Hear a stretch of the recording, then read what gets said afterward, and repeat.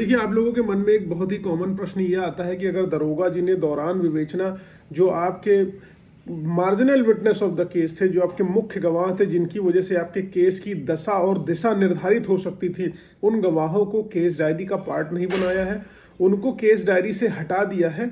अब ऐसे में आपके मन में प्रश्न आता है कि आखिरकार अगर दरोगा जी ने उन गवाहों को हटा दिया है तो आपकी कोर्ट में गवाही उन गवाहों की कैसे होगी, उनको कैसे जोड़ा जाएगा, उनको कैसे लेके आएंगे। अब आप मन में परेशान होते हैं कि अब आपके पास कोई विकल्प नहीं बचा है, उन लोगों को हम जोड़ नहीं पाएंगे तो मेरा केस खराब हो जाएगा। पहला प्रश्न जो आप लोगों के मन में ये आता है कि उनको जोड़ा कैसे जाए, और दूसरा प्रश्न जो आप लोगों के मन में ये आता है कि अगर जो है दरोगा जी ने पैसा लेके अभियुक्तों के नाम हटा दिए हैं, अभियुक्त जो थे जिनको आप सोचते थे कि वो अगर अभियुक्त रहेंगे तो केस पर बल पड़ेगा और उनको सजा मिलना जरूरी है, लेकिन दरोगा जी ने क्या किया कि पैसा लेके उन अभियुक्तों के नाम काट दिए। अब ऐसी कंडीशन में आपके पास क्या बचता है, आप ऐसी कंडीशन में करेंगे क्या?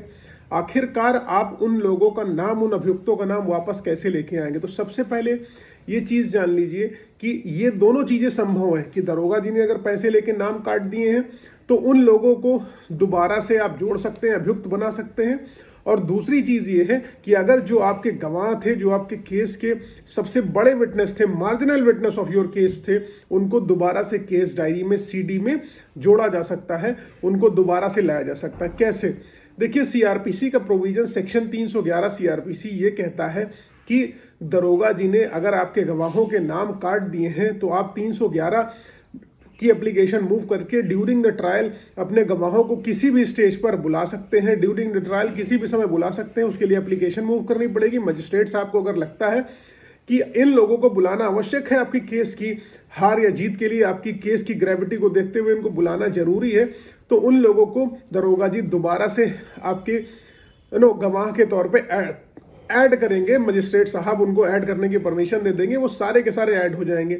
अब दूसरी चीज़, दरोगा जी ने जिन लोगों का पैसा खा लिया और पैसा खा के अभियुक्तों के नाम काट दिए, तो कुछ नहीं टेंशन लेने की जरूरत है। 319 सीआरपीसी की एप्लीकेशन आपको सिंपल सी मजिस्ट्रेट कोर्ट में मूव करनी है और मजिस्ट्रेट साहब आपको अलाउ कर देंगे, स्टेटमेंट हो जाएगा आपका 319 में। और 319 में आप जिन जिन अभियुक्तों के नाम लेंगे मजिस्ट्रेट साहब उन सबको समन कर लेंगे। तो पैसा दे के जो लोग नाम कटवाते हैं और घटवाते और बढ़वाते हैं, उनको लगता है कि पैसा दे दिया हमने, हमारा नाम कट जाएगा या किसी पर्टिकुलर पर्सन का नाम बढ़ जाएगा। तो ये ध्यान रखिए, कानून के हाथ आपसे बड़े हैं, दरोगा जी से ज़्यादा कानून हम लोग जानते हैं और हमें पता है कि कैसे किसी का नाम जुड़वाना है, किसी का हटवाना है। तो जो लोग सोचते हैं कि पैसा दे दिया, दरोगा को सर्वे सर्वा हो गया है, सब कुछ सही हो जाएगा, तो वो कंफ्यूजन अपने मन से निकाल दें।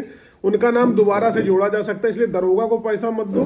इसीलिए मैं कहता हूं, अगर आपको लगता है कि फॉल्स एफआईआर आपके विरुद्ध रजिस्टर हो रही है, झूठे केस हैं, आप चाहते हो कि नाम आपका हट जाए, उस तरीके से एक लीगल प्रोसेस के तहत अगर आपका नाम हट जाए, आप चाहते हो कि नाम हट जाए, आप एकदम फ्री होके जियो, तो भैया दरोगा दरोगी को पैसा मत दो। सीधी सी बात है, आप पैसा किसको दो? अपने वकील साहब को। तो भाई आपका वो केस लड़ेंगे क्योंकि उनको सैलरी तो कोई मिलती नहीं, वो आपका कोर्ट से, हाई कोर्ट से एक अप्रोप्रिएट प्रोसीजर के तहत आपका नाम हटवाएंगे, आपकी एफआईआर को ऐश करवाएंगे और आपको रिलीफ दिलवाएंगे। इसलिए एक लीगल प्रोसीजर फॉलो करो, क्योंकि अगर आपका नाम हाई कोर्ट से हटता है तो ट्रायल कोर्ट आपका नाम दोबारा से किसी कीमत पे ऐड नहीं कर सकती।